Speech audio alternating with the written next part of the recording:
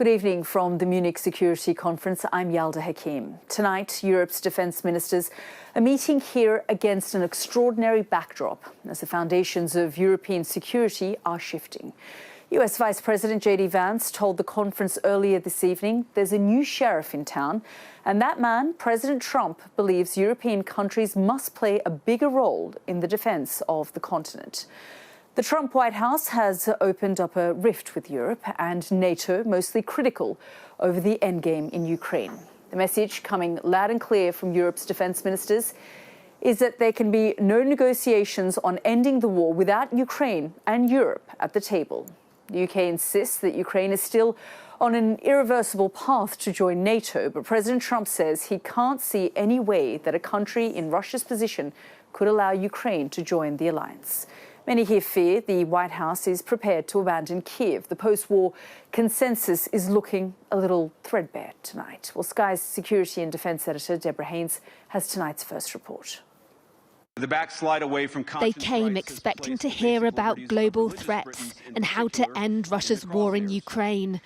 Instead, Donald Trump's deputy blasted his allies over the state of democracy in Europe, accusing them of censorship and attacks on free speech. In Washington, there is a new sheriff in town, and under Donald Trump's leadership, we may disagree with your views, but we will fight to defend your right to offer it in the public square, agree or disagree. Germany's defense minister making no attempt to hide his displeasure. Democracy does not mean that a vociferous minority will automatically be right and they cannot decide what truth is. It does not mean that anyone can say anything, and democracy must be able to defend itself against extremists that try to destroy it. The clash reflects growing friction between Europe and the new White House as world leaders gather for an annual security conference in Munich. The fate of Ukraine most acutely on everyone's mind. Donald Trump's top envoys held their first meeting with the Ukrainian president. We need to speak more, to work more, and to prepare the plan how to stop Putin and finish the war. It's important for us to get together and start to have the conversations that are going to be necessary to bring this thing to a close. But Volodymyr Zelensky is in a bind, reliant on American support, yet resolved to stick to his own red lines. Will you or anyone from your delegation be meeting any Russians here? Donald Trump said there's going to be meetings here in Munich. Is that happening? First of all, I don't want to meet just with Russians, just to meet for what? No, we see the order of meetings. As I said, the order is United States, Europe, then Russia. Be ready to this meeting. That is the first. There's a real concern here that Europe is being sidelined and Ukraine's future put at risk by Donald Trump's plans for peace talks with Russia. One diplomat said to me it's a disaster and that European officials will be talking here with their American counterparts, trying to make sure that Europe's voice is heard. But then, even if it is, will the White House be listening? Deborah Haynes, Sky News, Munich.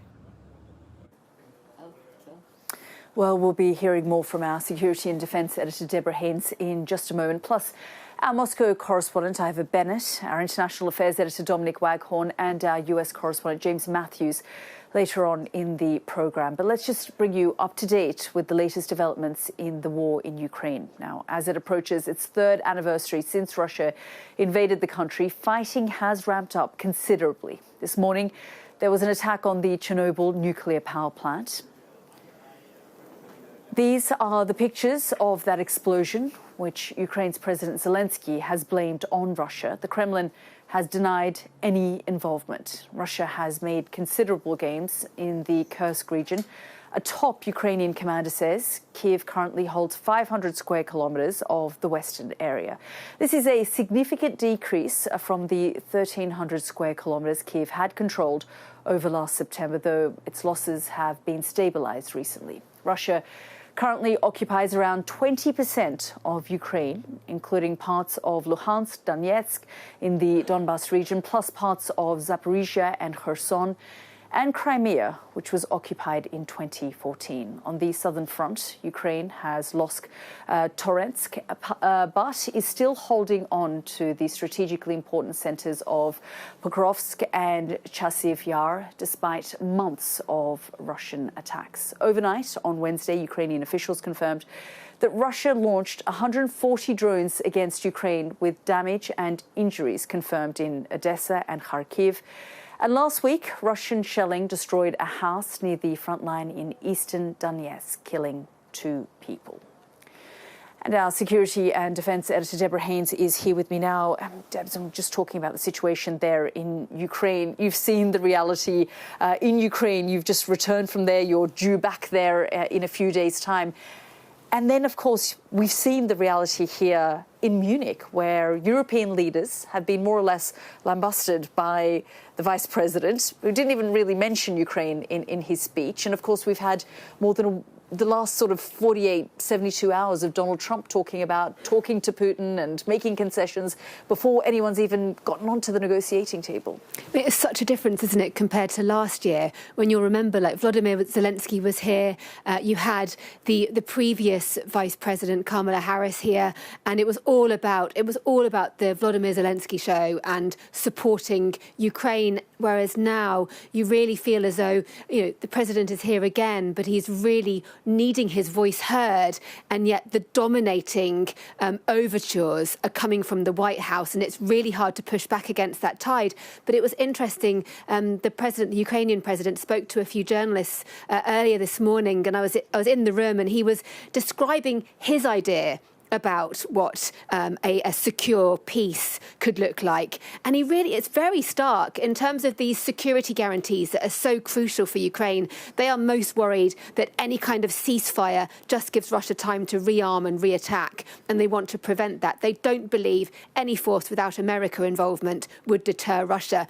And to give a sense of the scale of this force, he was saying that he could show you a map and on there point out exactly where 110,000 foreign troops would need to be posted. And he said that the Royal Navy, we said Britain, given our naval history, would play a very good role in defending the sea. It's a huge commitment. Massive commitment. And as you say, the Europeans may have to send boots onto the ground and foot the bill for this conflict and rebuilding Ukraine, while the Americans sit down at the table with the Russians. I mean, that scenario is totally plausible.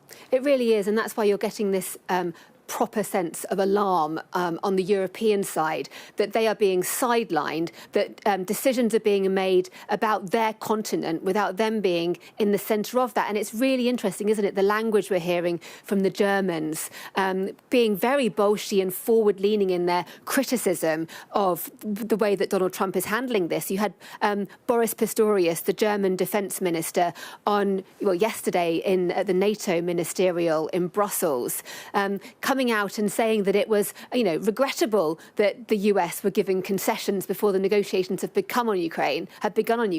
And then today, really coming out starkly, pushing back against that stunning criticism from J.D. Vance about the state of European democracy, really kind of wanting to tell him, look, this is our country, this is our continent, we'll handle it how we want to. Thank you very much. Yeah, absolutely. As you say, what a difference 12 months makes. We were here last year in a completely different environment. Debs, thank you so much. Let's bring in our Moscow correspondent, Iva Bennett, now. And Iva, we've got all the European leaders here. We've got the representatives from the United States here. And we've also been hearing, well, certainly from Donald Trump, that the Russians are here in town. It doesn't seem like the Ukrainians or the Europeans, are going to be meeting with the Russians. But just from where you are in Moscow, how is this whole conference being viewed? Well, there haven't been any overt celebrations from the Kremlin this week, but I think they will be very pleased indeed with how things are panning out and developing in Munich. Just watching how European leaders are really scrambling to figure out how to deal with this seismic shift from Washington. And you get the sense that this was a kind of deliberately well-crafted ploy by Vladimir Putin, because ever since Donald Trump won the election in November, Vladimir Putin has been flattering him, paying him compliments, called him brave. He's echoed his claim that the 2020 election was stolen in a bid, I think, to win himself a favourable peace deal. And it looks like that is working, because even before these peace talks have begun, it appears that the US has granted the Kremlin two major concessions in the form of no NATO membership for Ukraine and no return to the pre-2014 borders, i.e. Russia gets to keep Crimea. And not only that, the US has turned its back, or said it's going to turn its back on European security, which is exactly what Vladimir Putin wants, of course. Now, at one point today, there was this rather unusual moment where it appeared that might not be the case, because J.D. Vance, in an interview with the Wall Street Journal, refused to rule out using military action against Russia in order to make them agree to a good deal.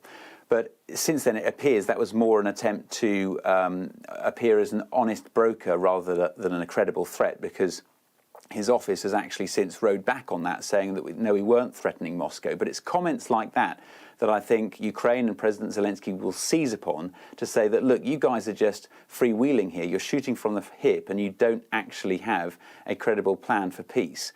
And on this idea of Russian officials maybe being in Munich, well, there's still no confirmation of that. Donald Trump said last night, yes, US and Russian officials will meet, but Russia has not confirmed that, saying only that they haven't been invited to the conference. That's not to say that they're not in Munich somewhere, perhaps having a meeting. I think the communications from the Kremlin and this side are deliberately ambiguous in order to fuel that fear in Ukraine and Europe that they're being sidelined in these talks.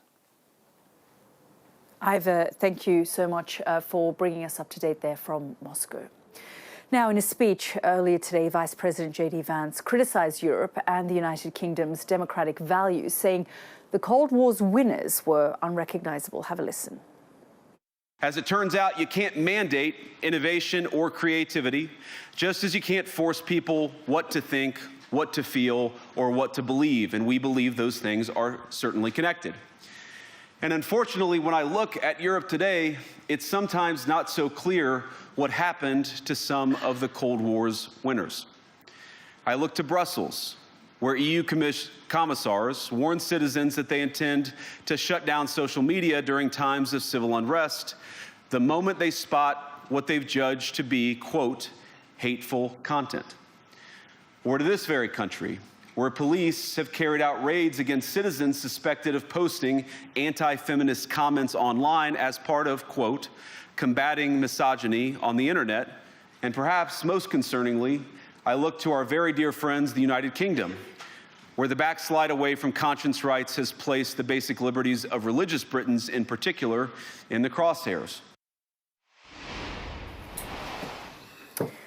That was J.D. Vance speaking there. Let's speak now to our international affairs editor, Dominic Waghorn, who joins us from London. Dom, quite an extraordinary speech there from the Vice President. The feeling here amongst the Europeans that I've spoken to is that it was perhaps a missed opportunity. They were expecting more direction on the situation in Ukraine, for example, and what the United States' foreign policy would look like over the course of the next 4 years. And also, when we sort of hear the statements coming out of the White House about, concessions that have been made about whether NATO is off the table or not, we're also hearing from European leaders that perhaps the path to NATO still exists for Ukraine.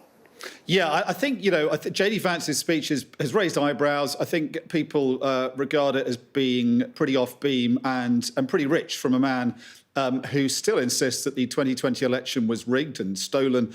Coming to Europe to lecture Europeans about democracy obviously has ruffled feathers here. And the subject matter he chose to speak about, as you say, talking about free speech, the kind of thing you'd expect him to go onto a Joe Rogan podcast, for instance, and wax lyrical about. But, on the world stage at the Munich Security Conference, at a time of great geopolitical crisis, just ahead of the third anniversary of this war, it just seemed very much off the mark. And it's obviously upset Europeans, particularly Boris Pistorius and others.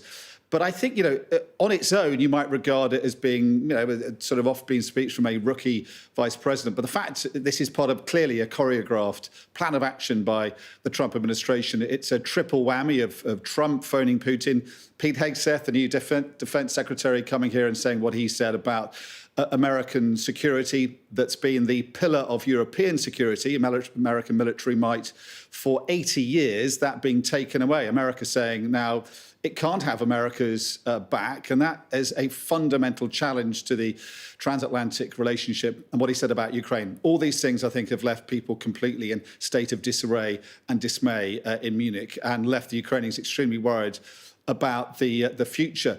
And I think it's fair to say, Yalda, that this comes at the end of a week which I think now sees transatlantic relations at their most strained, arguably for 8 decades since the beginning of NATO, because of what was said about NATO, but also a real sense of concern about the sort of impulsiveness, the inconsistency with which the Trump administration seems to be now pursuing peace with Ukraine. We still have Marco Rubio, the Secretary of State, and National Security Advisor Michael Waltz saying that Ukraine should be negotiating from a point of strength, which is what the Europeans have been saying. But then you have Donald Trump picking up the phone and talking to Vladimir Putin and giving away one bargaining chip after another. Today, saying that Russia should possibly be allowed back into G7 +1. All of that very much inconsistent with his tactics for negotiating, and it seems leaving the Ukrainians pretty exposed on these talks before they've even started. Dom, thank you so much for all of your analysis there. Well, joining me now is Republican Congressman Dr. Neil Dunn. Thank you so much, Congressman, for joining us here on the programme. Do you feel that transatlantic relations are at their most strained, I guess, for 80 years? No, I would not say that, and I have been serving on the. Let me start by saying thank you, Yalda, for having me on. I'm pleased to be with you this evening. I don't think it's nearly as strange as it was, let's just say, six years ago, and I've been sitting on the Parliament of NATO for at least that amount of time, so I get a chance to see how the United States and NATO, and by the way, Canada also works with Europe over the time. No, I do not think it's strained right now. It's obviously we have a very, very tough problem, Russia in Ukraine. That's something new in the last 2+ years, obviously, 3+ years now. But it's it's not the most strained, quite the opposite. I'd say that we work together well. Why do you say it's quite the opposite? Because, I mean, when you speak to European leaders privately, they'll say they were caught by surprise, for example, with that phone call between Vladimir Putin and President Trump. Yeah, so I'm in Congress, not the executive branch. I was caught a little by surprise myself.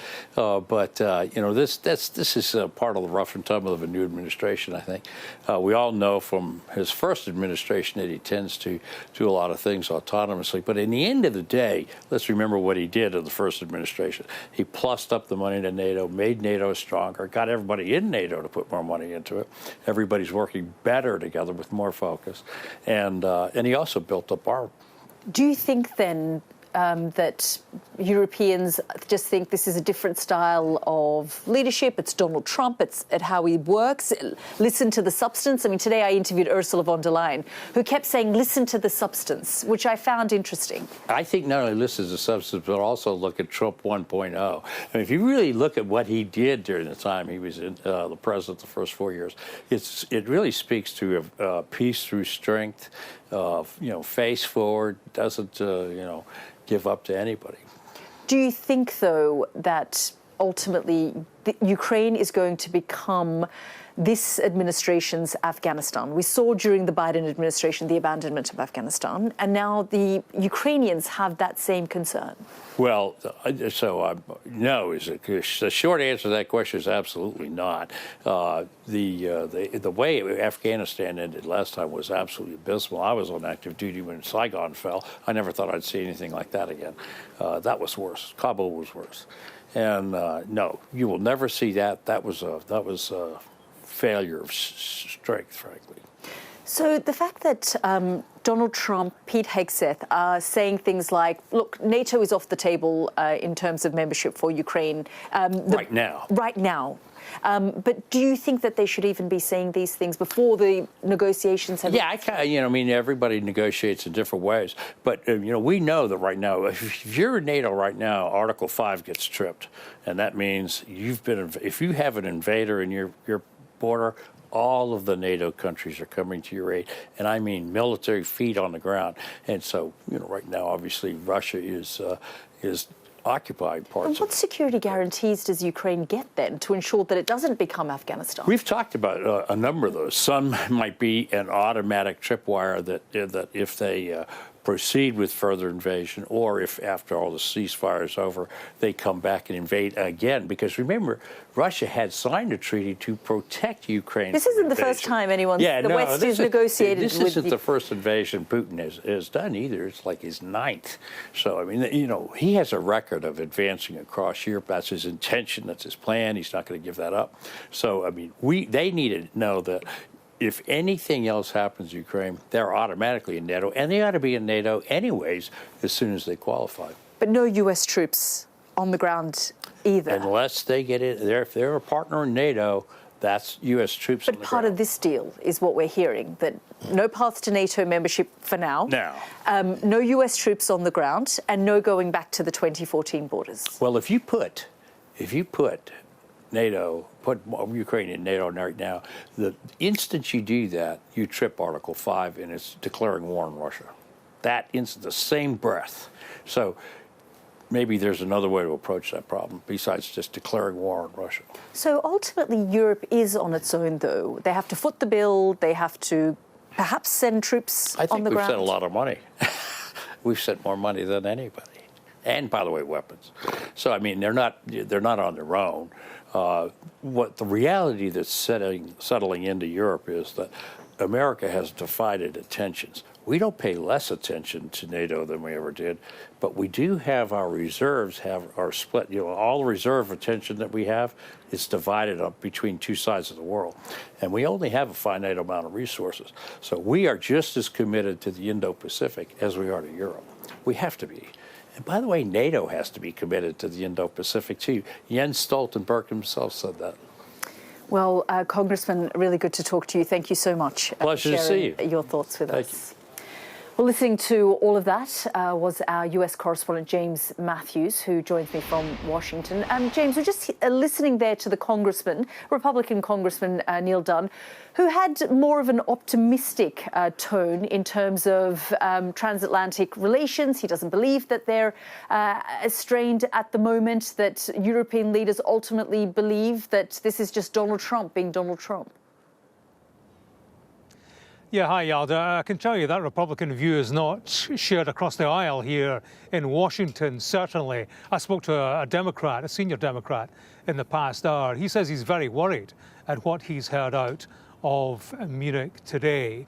Reckons that he sees this as a policy of allies being shaked down, as he put it, and adversaries being comforted.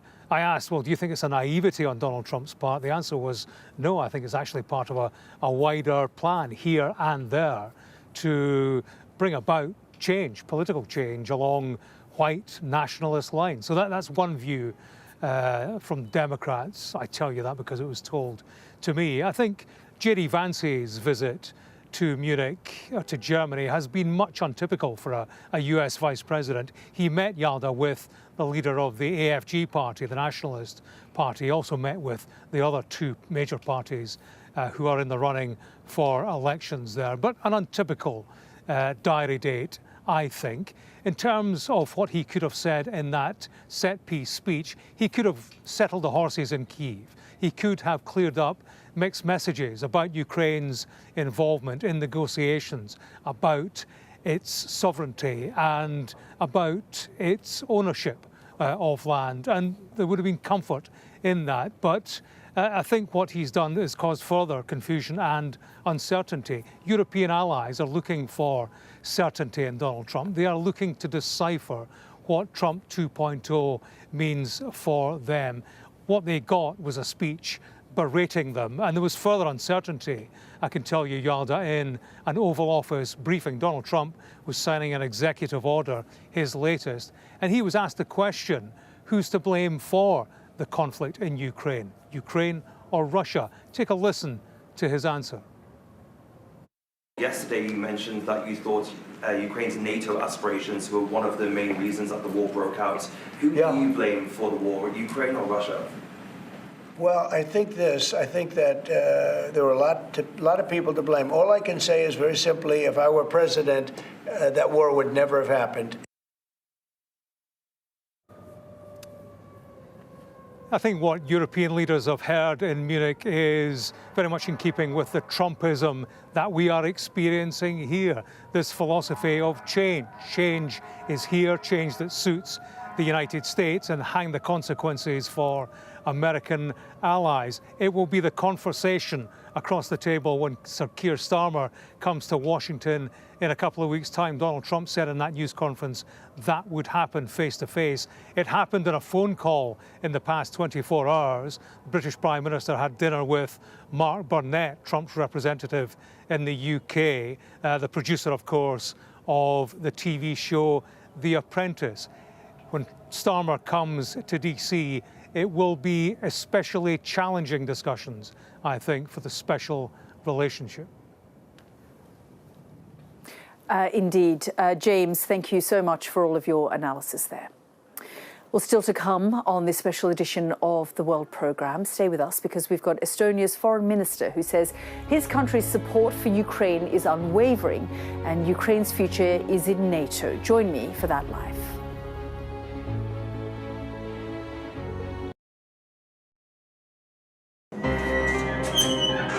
We've come to one of Moscow's Cold War bunkers. It was built as a top-secret command centre. Being here really feels like you're stepping back in time. I'm Ivor Bennett, Sky's Moscow correspondent. A show of military might and menace. Courage, bravery and sacrifice will win the day. It's a new subject. They'll learn about combat drones and some how to handle a Kalashnikov. The Kremlin continues to put forward its own version of events, both present and past. There's no mention of the fact that Russia invaded its neighbour. That's rewriting history, isn't it? Now we have to read it carefully. Vladimir Putin put forward his plan for a ceasefire in Ukraine, telling Kiev, pull out of your eastern territories and the war will end. Why should the West trust you?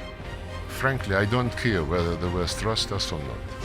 Vladimir Putin is already the Kremlin's longest-serving leader since Stalin. The question is, what will a fifth Putin term mean for Russia and the world?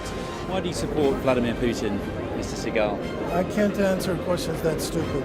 I've watched Vladimir Putin attempt to create a new world order.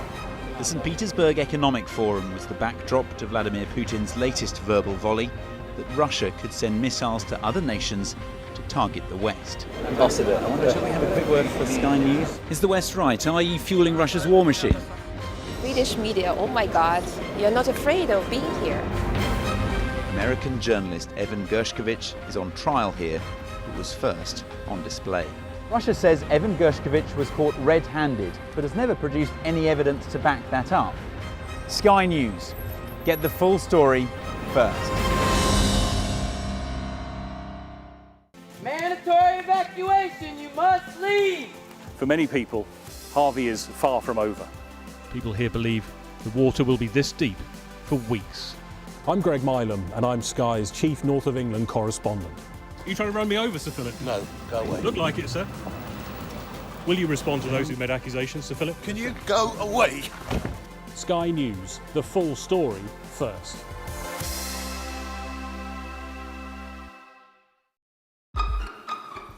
We've got your Sunday mornings covered. From the front page and the sounds of the streets to the voices of the people who make the major calls and big picture politics beyond Westminster. We'll put you at the heart of our story. I'm ready. Are you? Join me, Trevor Phillips, Sunday mornings on Sky News. Weeknights on Sky News. This is your chance. Tell people. Welcome to the Politics Hub. Our police force has apologised. If you want to find out about Grimsby, you come to the docks.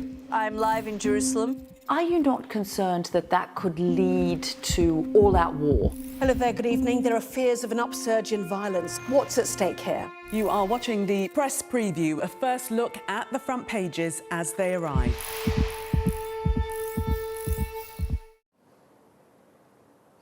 Welcome back to this special edition of The World, live from the Munich Security Conference. As US Defense Secretary Pete Hegseth today repeated the White House position that Ukraine's hope for NATO membership is unrealistic, Ukraine's ally Estonia has urged that Ukraine's future lies with NATO. Estonia claims Russia is building its military capabilities, not only for its ongoing war in Ukraine, but also in preparation for a potential future conflict with NATO. Well, joining me now is Margus Tsahkna, Estonia's foreign minister. Thank you so much, sir, for joining us here on the programme. Do you believe this is quite an extraordinary moment in transatlantic relations when the United States is saying one thing and leaders like yourself, even the United Kingdom, the Prime Minister, saying that Ukraine's future does lie in NATO? So we're talking not only about the Ukraine positions, but also we are talking about the European security architecture. Because I remind as well that Putin has declared very clearly December 21 that he's not only after Ukraine and territories in Ukraine, but also after the Europe security architecture and security situation. And he said as well that NATO should pull back the military presence on the position of 1997.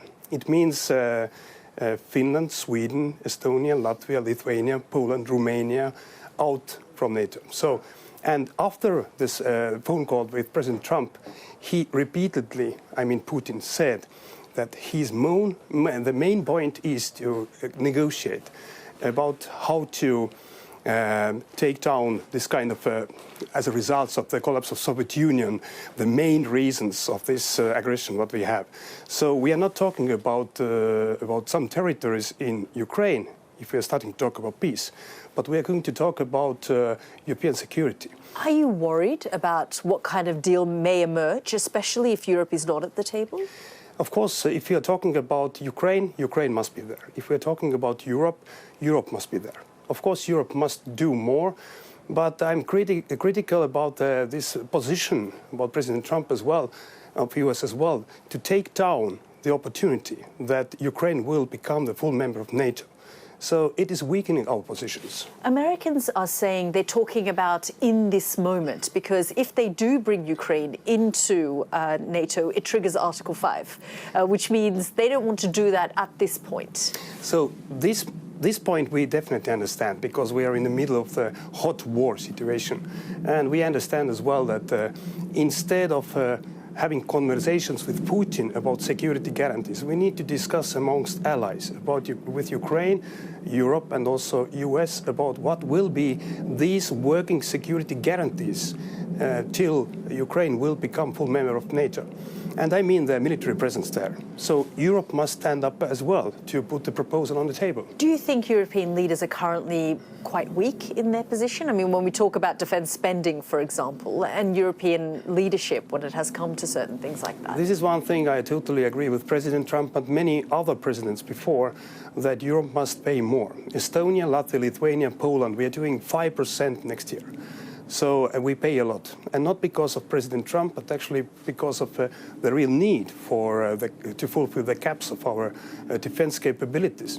So what I expect from the Hague NATO summit is at least like 3.5% for everybody in NATO. So that's a correct thing to push, and actually I like this kind of position from Trump.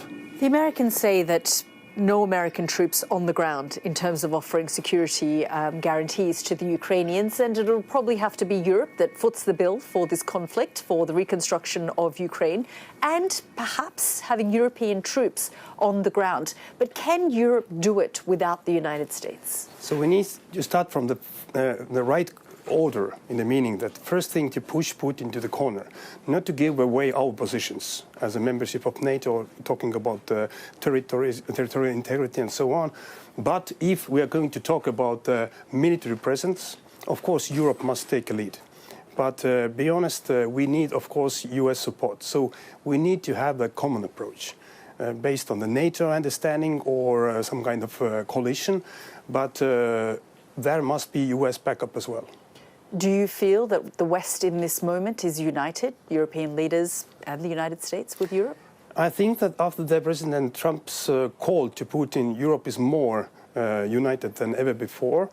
But the case is that we cannot discuss the security guarantees against Putin's aggression with Putin. We need to talk, you know, with allies, with US, with Trump, with Europe. That hasn't happened yet, though. It hasn't happened, and my main message is that let's start from the right beginning, in the meaning of pushing Putin to the corner, using frozen assets, more than 300 billion in Europe of Russian frozen assets, sanctioned more energy and more Russian economy. As well, let's keep giving the military support to Ukraine and agree at the same time what will be the working security guarantees until Ukraine will become a member of NATO. And for Ukraine as a member of NATO, we are not talking about only how can we support Ukraine. Ukraine has 1 million troops in real practice, so they can give us as well as a Europe lots of experience as well, the military power for our security in the future. Foreign Minister, really good to talk to you. Thank you so much for joining us here on the programme. Well, still to come on this special edition of The World. Stay with us because the European Commission President Ursula von der Leyen tells me Europe must be at the negotiating table in any talks that would end the fighting in Ukraine as fears grow that Europe may be sidelined.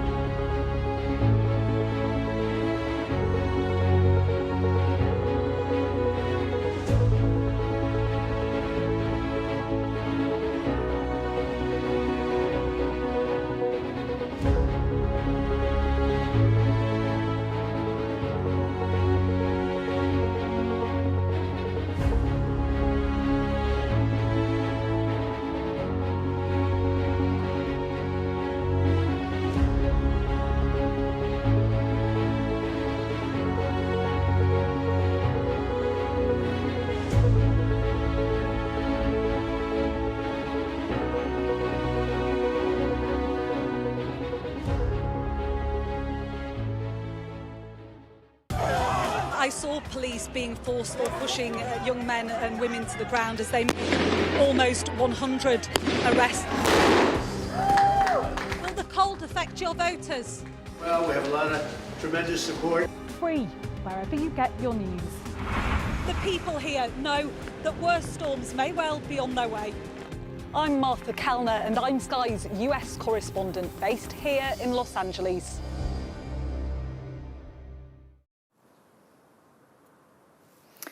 Welcome back to a special edition of The World with me, Yalda Hakim, live from the Munich Security Conference. Now, following a 90-minute-long phone call between President Putin and President Trump ahead of the conference, both the Europeans and Kyiv are concerned they may be sidelined in any peace talks over Ukraine.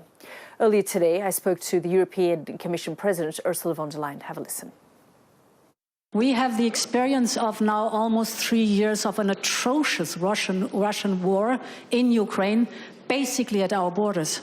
And this is only one of the challenges we see.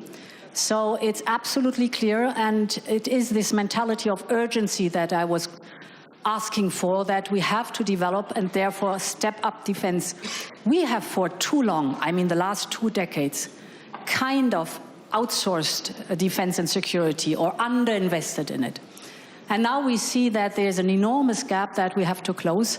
And therefore, us together as Europeans, we have to step up and we have to make these investments because it's for our security that we are doing this and that it is necessary. What do you think that should be? I mean, do you agree with President Trump that it should be 5%?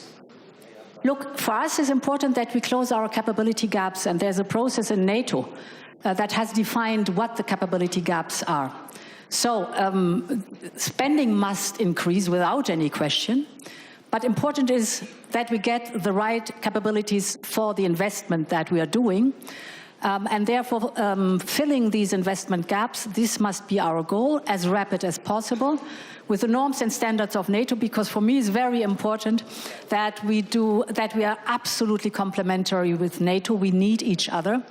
And therefore, I propose to flexibilize the possibility of the member states what their investment in defense is concerned, even if they have fiscal constraints. With this escape clause, this opens the door for targetedly investing more in defense. So this is individual for each member state. Then we have to look at big projects of common European interest, like advanced air defense, for example, which no member state can do on its own, but we need it all together. Then there's a point I have not mentioned here, but this is speaking with our banks, the promotional banks, like the European Investment Bank, that used to not invest in defense, now is changing their lending practices. And of course, we have also to speak with our big private banks that were hiding behind the EIB for too long, also to modernize and adapt their lending practices. We've only got a couple of minutes left, but Ukraine clearly wants and needs security guarantees in any peace negotiation.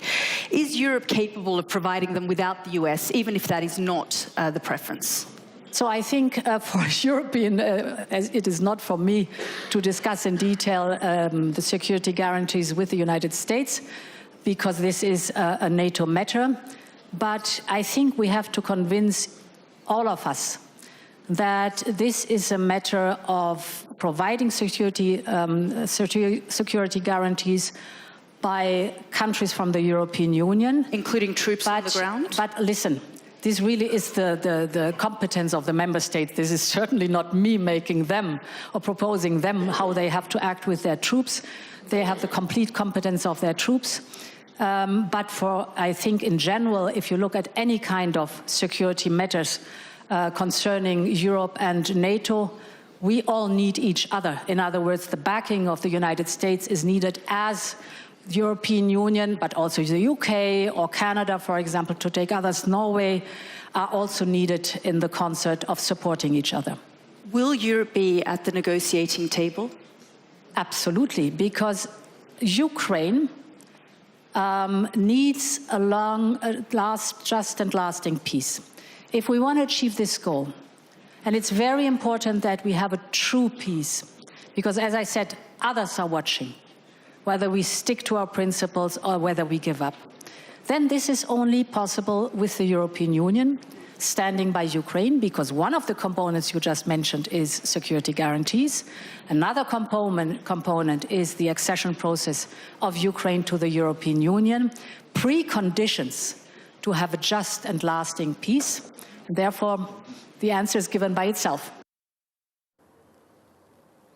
That was Ursula von der Leyen speaking to me a little earlier. Well, let's bring Debs back in. She's here with us in Munich. And Debs, I mean, just speaking to European leaders, I just spoke to the Estonian foreign minister who said we are deeply concerned. This isn't about Donald Trump. This isn't about the Americans. This is about our own security on our continent. This is about protecting Europe because they don't feel that Vladimir Putin is simply after Ukrainian territory. He thinks that he will, Putin has designs to move further into Europe, and countries like Estonia are worried. Yes, and Zelensky, President Zelensky today, when talking to journalists, was reiterating that point that he said before, that the Ukrainians believe Russia has up to 150,000 extra troops that are massing and training in Belarus.